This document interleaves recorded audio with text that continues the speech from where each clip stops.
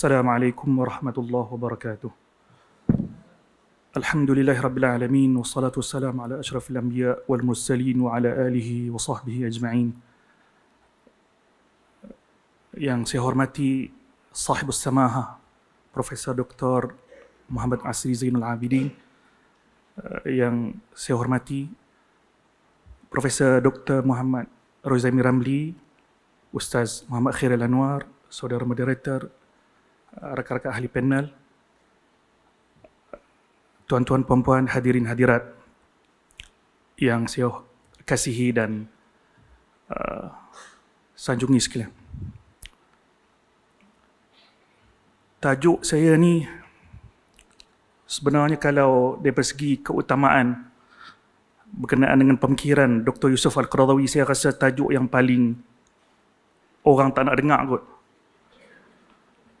Maksud saya, jarang-jarang diangkat sisi kepenyairan ataupun kesusasteraan Dr. Yusuf Al-Qaradawi, sedangkan beliau bukan daripada penilaian saya lah, daripada penilaian tokoh-tokoh kritikan Arab dan juga sastrawan-sastrawan Arab adalah penyair. Antaranya pengkaji syair-syair beliau iaitu Dr. Zakaria Abdul Majid An-Nuti menggelar beliau sebagai syair as-sahwah al-islamiyah, dan ada yang lain yang menggelar beliau sebagai syair ad-da'wah islamiyah. Tuan-tuan, puan-puan, hadirin hadirat sekalian, mungkinlah sebab kita buat di DBP ni agak sesuai sikit tajuk ni, iaitu sumbangan Profesor Dr. Yusuf Al-Qaradawi dalam sastra Islam. Tajuk sastra ni kalau di universiti, kalau di bangku-bangku kuliah, antara tajuk yang berat sebenarnya. Kalau buat sebelah petang, budak-budak terak habis. Jadi alhamdulillah saya ikut jadual tentatif, tajuk ni asalnya petang, tapi ada isu jadi dialih. Jadi saya insya-Allah saya tak akan panjang. Yang penting saya cuba ketengahkan sisi yang jarang diketengahkan oleh pengkaji-pengkaji, oleh ilmuwan-ilmuwan, sisi kesusasteraan yang sepatutnya kita tak boleh tinggal sikit pun sisi-sisi yang ada yang penting ini untuk diisi oleh orang lain. Untuk pembentangan saya, insyaAllah saya cuba tak baca, sebab biasanya saya biasa bentang di konferen, dan biasanya kalau ada bahagian tengah ni kot, ada kot 2 baris je kot biasa yang hadir kalau bab sastra dan kritikan ya. Saya cuba insya-Allah. Dan pembentangan saya insya-Allah berkisar tentang 4 poin insya-Allah. Iaitu yang pertama tentang Islam dan keindahan, yang kedua tentang kepenyairan dan kesusasteraan ataupun kita sebut syairiyat Al-Qaradawi, dan yang ketiga tentang konsep sastra Islam, dan yang keempat berkenaan dengan contoh-contoh kenapa kita perlukan sastra Islam. Bila saya sebut sastra Islam, ia bukannya sebahagian daripada kalau kita belajar dalam sastra Arab, ada dia panggil al-unsur al-adabiyah, iaitu tempoh-tempoh ataupun era sastra yang bermula dengan zaman jahiliah dan berakhir dengan zaman moden. Ia bukannya berkenaan dengan tempoh, bukan sastra itu dipanggil adabu fatrah. Ia adalah adabu fikrah. Ia adalah sastra yang berkenaan dengan ideologi, dengan pemikiran ya. Kenapa? Disebabkan adanya al-ghazwul fikri, iaitu serangan pemikiran. Jika kita sorot sejarah sastra moden, saya dah sebut dah tadi, memang bidang ni bidang sastra, jadi banyak saya akan sebut istilah-istilah sastra. Zaman sekarang ini kita dah bukan modernisme lagi. Mungkin kita berada di hypermodernisme ataupun sebelum itu kita sebut pasca ataupun postmodernism. Okey. Pada era modernism, sastra ini diperkenalkan dan dimonopoli oleh dunia barat, iaitu sehingga bentuk-bentuk genre sastra dikemukakan, diibda', kemukakan, maksud saya diketengahkan oleh sastrawan-sastrawan barat, iaitu contoh genre yang kita jumpa, yang kita biasa dengar, iaitu short story, cerpen, cerita pendek, itu daripada barat. Kita tak boleh nak argue kata tak, dalam barat kita ada contoh macam Qissatul Mathal, cerita berkenaan dengan bagaimana sesuatu perumpamaan itu terjadi, ataupun kita ada hikayat Alful Lailah wa Lailah, kita ada Al-Maqamat. Tak, itu tak boleh jadi ta'assub. Kita kena terima dalam dunia moden ini, genre-genre sastra, iaitu bentuk-bentuk sastra, memang kita berhutang dengan barat. Novel, al-masrahiyah, iaitu drama ataupun play, ini semua adalah hasil maksudnya kreativiti dan inovasi barat. Jadi ia bukan sekadar cerita, ia bukannya sekadar keseronokan. Sebenarnya di sebalik genre ataupun qalib ini ada ideologi yang dibawa, ada message, ada risalah.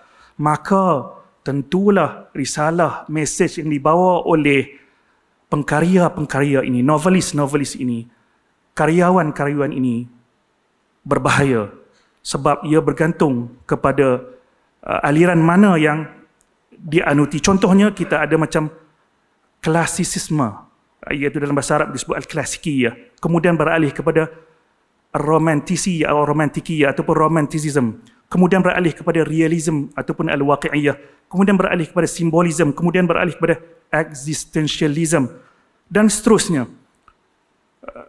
Alhamdulillah, tokoh-tokoh sastrawan Arab dan juga pengkritik antara yang besar pada zaman moden ini adalah Abul Hasan Ali An-Nadwi. Mungkin tuan-tuan pelik bila saya sebut nama Abul Hasan, Syekh Abul Hasan Ali An-Nadwi sebagai tokoh sastrawan Islam pada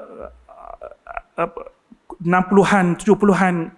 Beliau antara yang awal yang mencetuskan perlu adanya aliran ataupun gagasan sastra untuk membendung aliran-aliran pemikiran sastra daripada barat. Beliau mengatakan kita perlu ketengahkan, sebab turath, iaitu heritage yang kita ada sangat banyak, qalib, bentuk-bentuk genre yang ada sangat banyak, pemikiran kita lebih terkehadapan. Kenapa kita tidak boleh mengetengahkan sastra kita sendiri?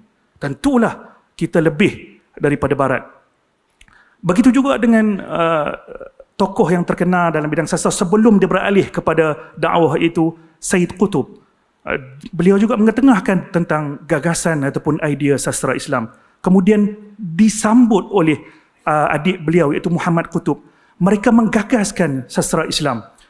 Dan alhamdulillah, setelah beberapa perbincangan berlaku, konferen pada tahun 1986, maka tertubuhlah Rabitah Al-Adab Al-Islami Al-Alamiyah, Liga Sastra Islam Sedunia.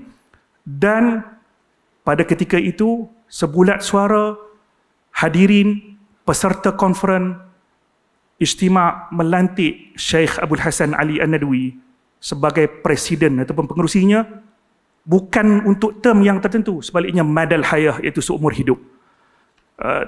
Setelah Syekh Abul Hasan Ali An-Nadwi meninggal, barulah dilantik orang baru setelah lama, iaitu Dr. Abdul Quddus Abu Saleh.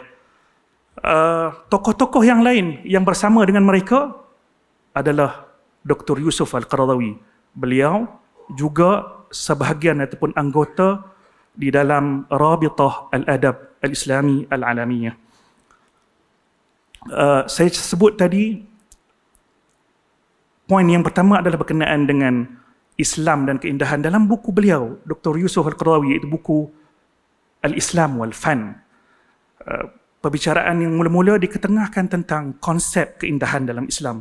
Konsepnya, bila kita baca Hamka, agak sama. Jadi, saya di sini saya suka baca Hamka, lebih kurang sama. Saya baca sedikit. Kalau banyak pun tuan-tuan boleh sabar saya. Hidup itu untuk apa? Alangkah murahnya nilai hidup ini kalau hanya semata-mata terbatas pada kebendaan. Apalah harganya manusia ini kalau fikirannya hanya tertuju kepada nasi dan gulai, roti dan garam. Tak pernah matanya singgah kepada bunga yang sedang mekar atau bintang berkelip di halaman langit.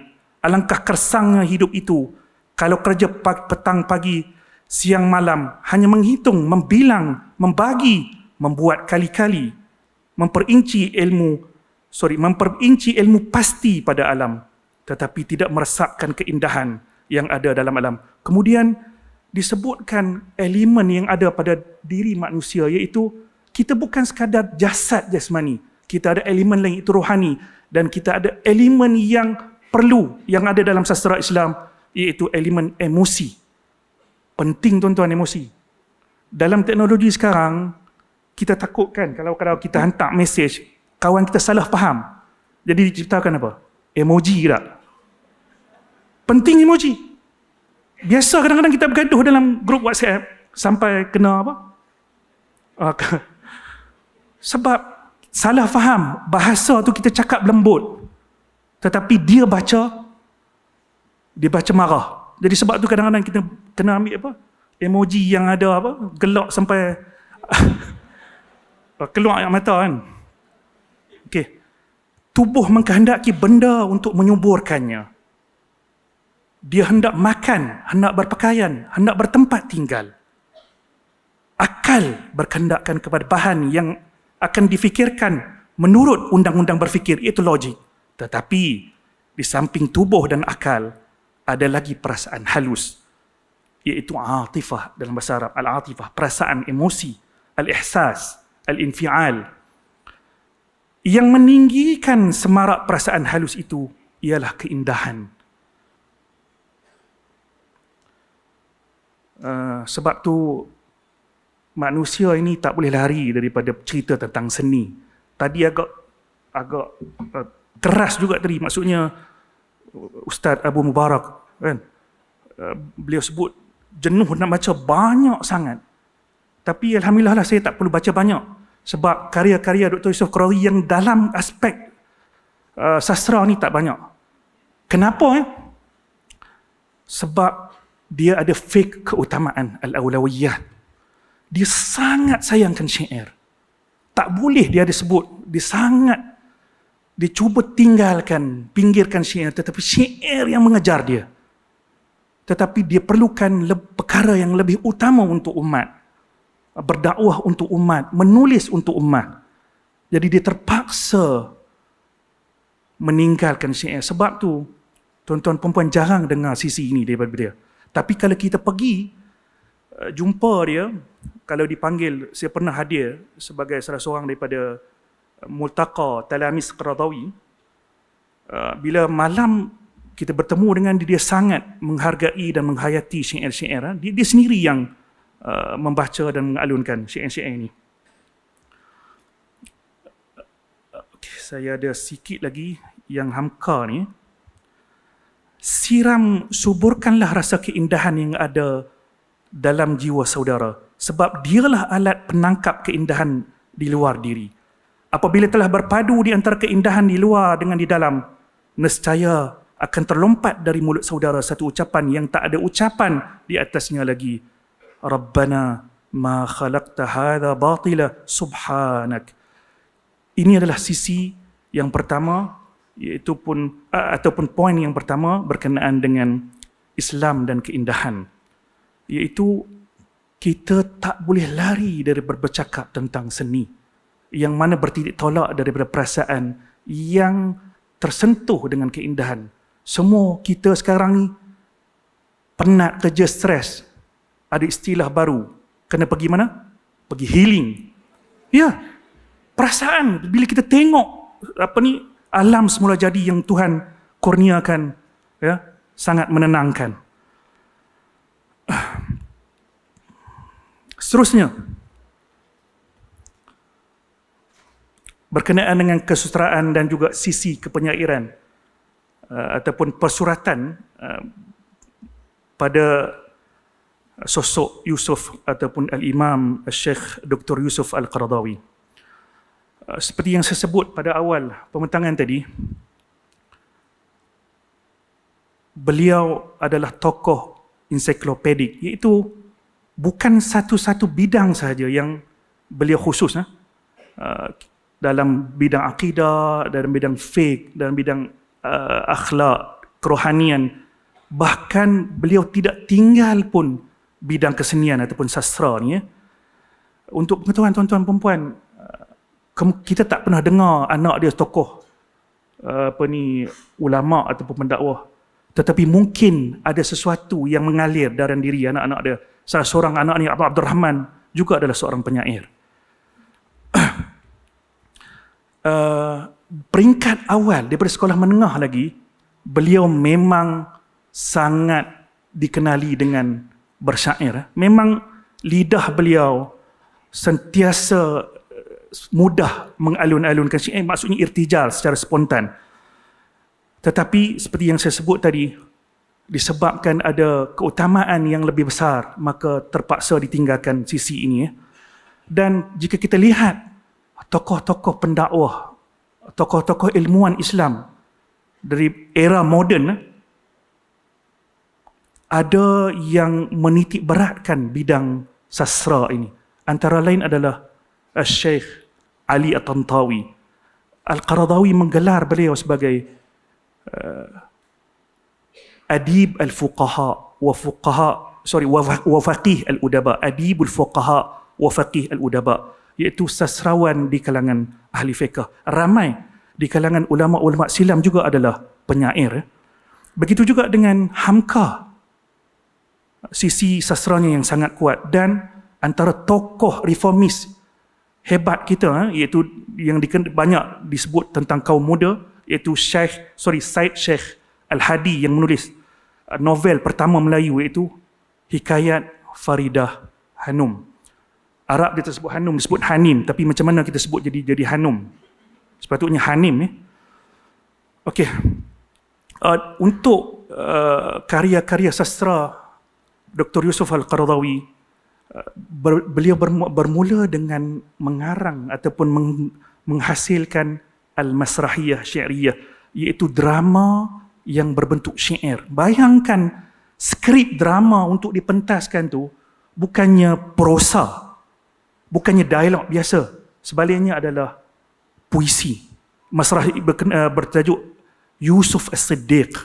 Yusuf As-Siddiq, iaitu ketika tahun pertama dia di sekolah menengah, malangnya skrip ini hilang sehingga kini tidak dijumpa.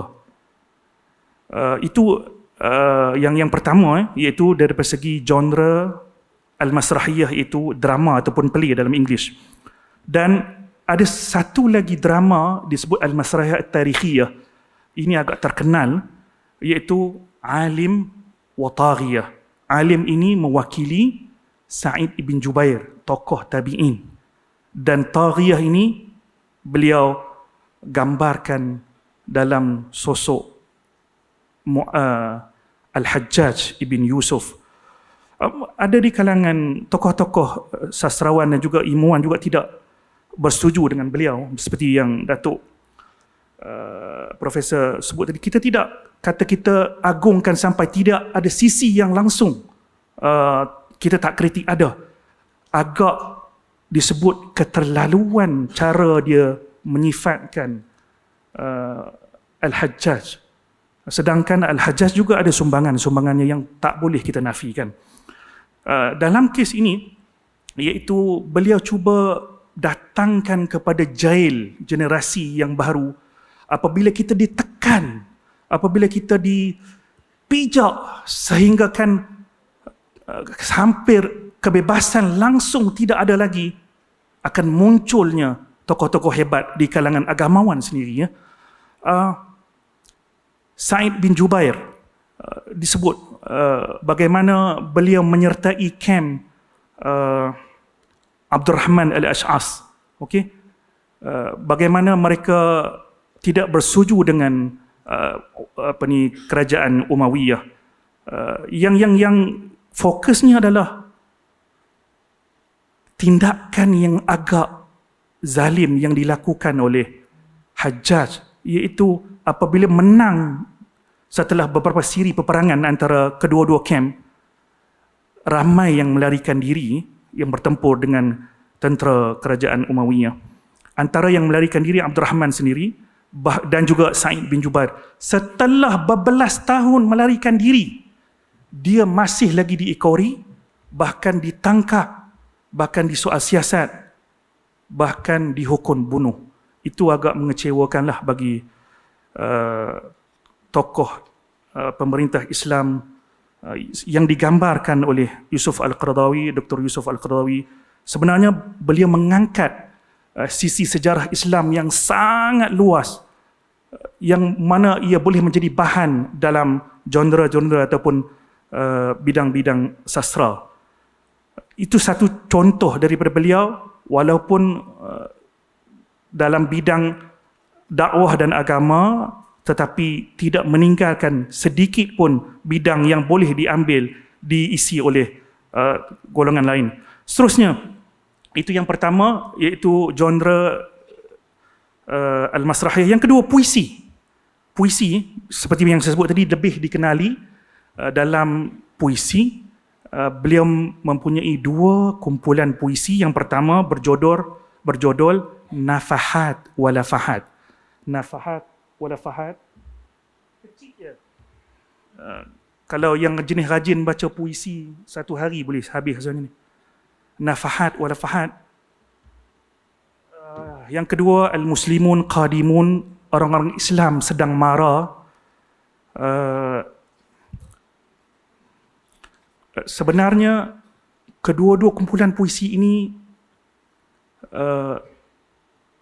berada di merata-rata di dalam jurnal-jurnal, tetapi alhamdulillah Allah utuskan, saya sebut, pengkaji namanya Adham, Husni Adham Jarrar, yang sangat peka kepada pentingnya syair-syair Syekh Dr. Yusuf Al-Qaradawi. Dia sendiri yang kutip puisi-puisi ini dalam majalah-majalah yang bertebaran. Bahkan dia duduk dengan Syekh Qaradawi, minta kalau Syekh masih ingat lagi syair-syair yang lama, maka dia rakamkan dan tulis semula, dan alhamdulillah ia berjaya menghasilkan dewan. Disebut dalam bahasa Arab, kita sebut kumpulan puisi ini adalah dewan, namanya Nafahat Walafahat, iaitu diterbitkan pada tahun 1985, mengandungi 15 qasidah. 15 qasidah. Maksud qasidah, tuan-tuan dan puan, bukan qasidah yang itu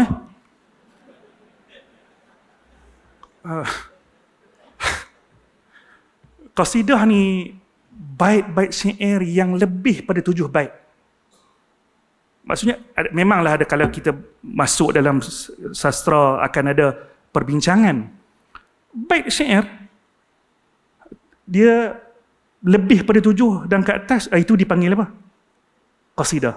Okay? Kalau kurang, kita sebut qita'ah ataupun maqtu'ah sajalah. Okay. Husni berjaya mengumpulkan 15 qasidah. Dan kalau kita tengok dalam qasidah-qasidah ini, Syekh bernafas panjang, itu sebut bahasa Arab. Bukan kalau kita nak tulis puisi macam Datuk sendiri, mungkin 20 kot baris. Ada salah satu daripada qasidah beliau, Al-Malhamah An-Nuniyah, 390 bait. Dan dia mampu mengekalkan harful rawi, iaitu al-qafiyah, dan juga bahar. Maksudnya, ini salah satu petunjuk tentang kepenyairan dan juga kesusastraan beliau dalam bidang ini. Yang kedua, saya sebut tadi Al-Muslimun Qadimun. Husni Jarrar berjanji, disebab dia kata ada lagi kumpulan-kumpulan puisi yang tertentu, yang ada, yang maksudnya yang dia boleh dapat, dan dia kata dia akan keluarkan, dan agak lewat 1994 baru diterbitkan kumpulan yang kedua, diwan yang kedua, itu Al-Muslimun Qadimun, iaitu orang-orang Muslim sedang mara. Yang ini ada 24 qasidah. Saya syok sendiri ke? Maksud saya tak, bukan. Nak kata Dr. Yusuf Qaradawi ni dia ni sehebat penyair sebab tokoh kita. Lalu kita kata dia ada syair, dia hebat. Tapi saya memang, kalau Datuk punya puisi saya dengar, dia terasa sesuatu. Begitu juga dengan Qaradawi. Bukti saya, dalam kitab Al-Hawi fi Fihras Tawalif Al-Imam Al-Qardawi, ada yang saya kira ada lebih 14 kajian ilmiah, iaitu berkenaan dengan disertasi ataupun tesis peringkat master dan PhD, mengkaji puisi-puisi beliau. Maksudnya, kalau ada pelajar boleh buat master, PhD ataupun sekurang-kurangnya masyru' takharruj, final year project, dia akan ada dilantik supervisor. Supervisor dia takkan biar kalau puisi itu bukan puisi yang mencapai piawaian standard yang sepatutnya. Tentulah ini salah satu petunjuk kepenyairan beliau. Begitu juga artikel jurnal, tak perlu sebutlah. Memang banyak, dan juga proceeding artikel memang banyak. Jadi ini membuktikan sisi ini sangat kuat pada diri Dr. Yusuf Al-Qardawi. Antara buku yang terkenal yang mengkaji agak detail tentang puisi-puisi beliau ditulis oleh Dr. Zakaria Abdul Majid An-Nuti, iaitu pensyarah di Al-Azhar, dan menarik buku ini memang betul-betul menunjukkan kepenyairan Dr. Yusuf Al-Qardawi. Salah seorang yang mengakui kepenyairan beliau adalah Dr. Imaduddin Al-Khalil, iaitu tokoh sejarawan sampai sekarang ada daripada Iraq. Beliau memang dalam bidang sejarah, dalam bidang tamadun, tetapi pada masa yang sama juga adalah sastrawan, menulis Al-Masrahiyah, iaitu drama, dan juga ada karya-karya sastra yang lain. Beliau juga, bagi beliau cukuplah Malhamah Nuniyah, iaitu yang saya sebut tadi 300 bait itu, memberi sumbangan yang sangat signifikan dalam bidang penyair atau bidang syair moden. Okey. Yang ketiga, poin yang ketiga berkenaan dengan konsep sastra Islam. Dalam buku beliau Al-Islam wal Fan yang saya sebut tadi, di bawah tajuk Seni dan Sastra, Syekh mengemukakan konsep sastra yang dipegang beliau. Kata beliau, sastra yang kita inginkan adalah sastra yang bermisi edukatif, yang mempunyai fungsi dan peranan. Maksud di sini adalah sebagai media pendakwahan dan pendidikan. Bukan sastra yang merosak, yang memesong. Sastra yang berciri al-adab al-multazim, iaitu beriltizam dengan pandangan sarwa Islam, akidah dan nilai-nilai moral keagamaan. Syekh Dr. Yusuf Al-Qardawi bertitik tolak daripada ayat-ayat terakhir dalam surah Asy-Syu'ara, ayat 224 hingga 227. A'udzubillahi minasyaitonir rajim. Wasyu'ara'u yattabi'uhumul ghawun alam tara annahum fi kulli wadin yahimun wa annahum yaquluna ma la yaf'alun illa alladhina amanu wa 'amilus salihat wa dzakarullaha katsira wa intasaru min ba'di ma zulimu wa sayalamu alladhina zalamu ayya munqalabin yanqalibun. Daripada ayat ini, 2 ayat ataupun 3 ayat yang pertama, seolah-olah kita nampak, kita mula-mula gelisah baca, sebab Quran cela ni, syair ni. Dimulakan wasyu'ara yattabi'uhumul ghawun. Mereka ada fans. Tetapi fans mereka adalah siapa? Al-ghawun. Orang-orang yang bukan tuan-tuan lah. Bukan yang baru ni ada apa? Oh, bukan di sini kot. Okey, Hamka juga mengulas dalam tafsir beliau. Maksudnya, penyair, sastrawan memang akan ada pengikut, akan ada fan. Ya, kalau kena dengan jiwa mereka, inilah sisi yang saya sebut, kita perlu ada tokoh-tokoh ilmuwan yang mana akan ambil alih juga sisi ini. Tetapi alhamdulillah ayat yang terakhir, Allah kecualikan penyair-penyair illal ladzina amanu wa 'amilus solihat. Dan di kalangan sahabat penyair Rasul, antaranya Hassan bin Thabit, Abdullah bin Rawaha dan Ka'ab bin Malik, Nabi Muhammad menjadikan mereka maksud penyair baginda. Mereka ini ditugaskan ketika di dalam peperangan, dalam ghazwah, Nabi biasanya akan hantar dulu contoh Abdullah bin Rawaha. Kemudian macam tak kena, maksudnya tak boleh lawan syair-syair ejekan ataupun hijab daripada Quraisy. Nabi akan hantar yang lain. Dan apabila Nabi hantar Hassan bin Thabit, syair yang dikenakan kepada mereka, dilontar kepada mereka, lebih bisa daripada anak panah yang disebut. Maksudnya ada sesuatu sisi yang perlu, yang patut kita juga titik beratkan. Walaupun saya sebut tadi sisi ini sangat jarang-jarang ada pada tokoh-tokoh pendakwah dan ilmuwan. Ya, Nabi bukan penyair. Tetapi Nabi menghayati, Nabi mendengar. Nabi beristishhad dengan syair. Begitu juga dengan para sahabat, bahkan di kalangan sahabat yang sebut tadi adalah penyair. Ramai di kalangan mereka penyair. Antara hadis-hadis yang sahih disebut, inna minal bayani la sihra, inna minas syi'ri hikmatan. Ini sisi-sisi yang sepatutnya kita tengok di dalam nas-nas yang berkenaan dengan sastra dan syair.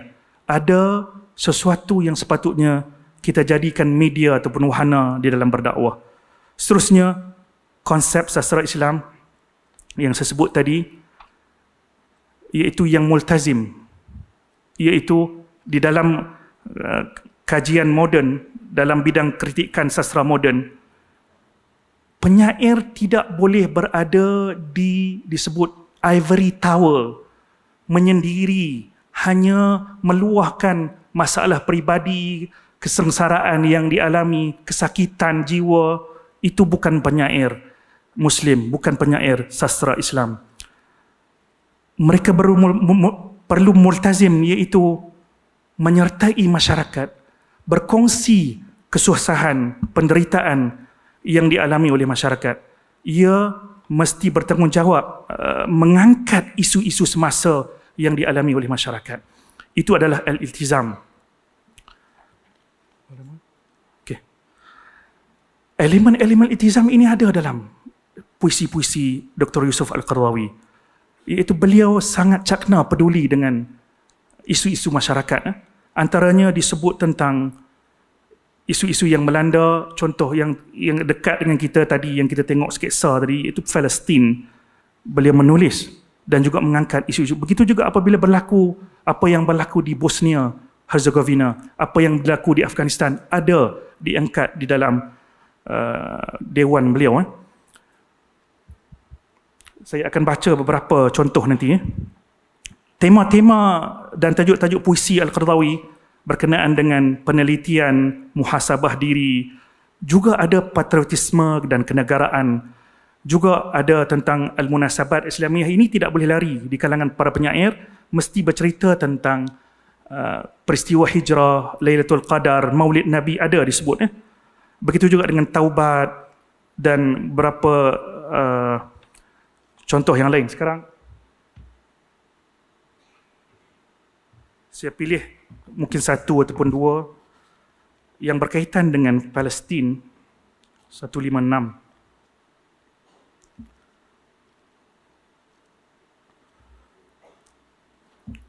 Antaranya disebut, ma khuntu dini aw himaya wa lam akun yawman ala hurumatihi bidhanini falyas'alu anni al-qanata wa yas'alu anni al-yahuda fatalama khabbaruni.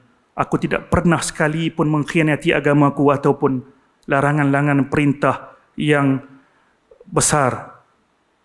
Dan aku tidak pernah sekali pun melanggar hurumat-hurumat ataupun pengharaman ataupun larangan-larangan yang ditetapkan.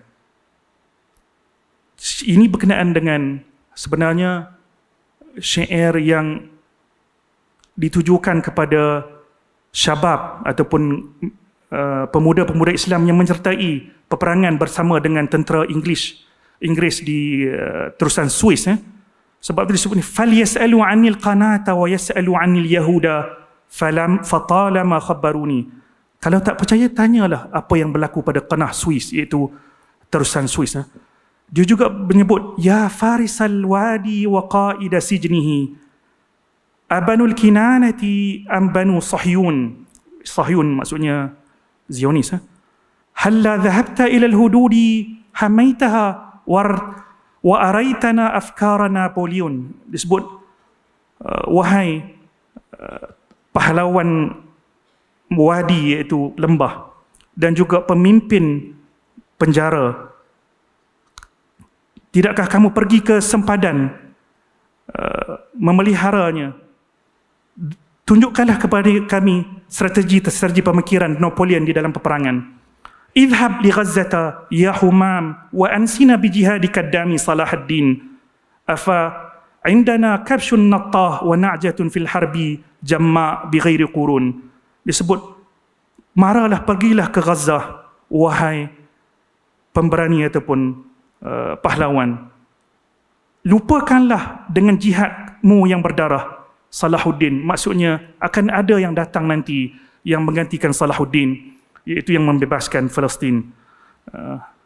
Last sekali, ini adalah berkenaan masih lagi dengan Palestin, iaitu peristiwa Sabra Shatila di Lebanon. Kunna nasina ma madha lakinnahum naka'ul jaraha. Ara'aita Lubnana wa ma yajri bihi fi kulli sahin. أرأيت الشاتيلا وصبرا والبراجين والضواح. أرأيت من حملوا أناجيل البشارة والسماح. ما هم من الإنجيل إلا مثل أبناء السفاح. لم يخجلوا من ذبح شيخ لو مشى في الريح طاح. أو صبية كالزهر لم ينبت لهم ريش الجناح. ذبحوا الصبي وأمه وفتاتها ذات الوشاح. لم يشفي حقدهم دم سفحوه في صلف وقاح. عبثوا بأجساد الضحايا في انتشاء وانشراح. وعدوا على الأعراض لم يخشوا قصاصا أو جناح. ما ثم معتصم يغيث من استغاث به والصاه. أرأيت كيف يكاد للإسلام في وضح الصباح. Di dalam puisi ini, beliau menyatakan ataupun mengangkat isu pembunuhan beramai-ramai di Lebanon, iaitu Sabra Shatila, sehingga kanak-kanak kecil, perempuan, ibu-ibu, bahkan syekh yang kurus, kalau angin disebut penitiup pun dia boleh terbang, maksudnya tak kuat langsung pun dibunuh. Dan anak-anak perempuan yang masih kecil yang di dadanya ada scarf. Mana kita nak cari Mu'tasim yang apabila ada dengar seruan ataupun jeritan meminta tolong, dia datang membantu. Tidakkah kamu melihat Islam itu telah digunakan tipu helah untuk memerangkapnya pada waktu siang yang sangat terang benderang? Ini adalah dua contoh daripada puisi Dr. Yusuf Al-Qaradawi, dan bagi saya ia adalah, walaupun beliau meninggalkan sisi ini disebabkan ada keutamaan di dalam bidang dakwah, tetapi sekurang-kurangnya ada contoh model yang boleh kita jadikan panduan untuk berkarya. Dan setakat itu pematangan saya di dalam bidang dalam tajuk sumbangan Dr. Yusuf Al-Qaradawi dalam sasar, sekurang-kurangnya saya mengangkat sesuatu yang jarang diketengahkan. Kawan-kawan, tuan-tuan, puan-puan pernah dengar Dr. Yusuf Al-Qaradawi ada diwan syair dan ada juga skrip drama. Alhamdulillah. Saya mohon maaf atas kekurangan dan kesilapan. Aqulu qawli hadza wa astaghfirullahal azim li wa lakum. Wassalamualaikum warahmatullahi wabarakatuh.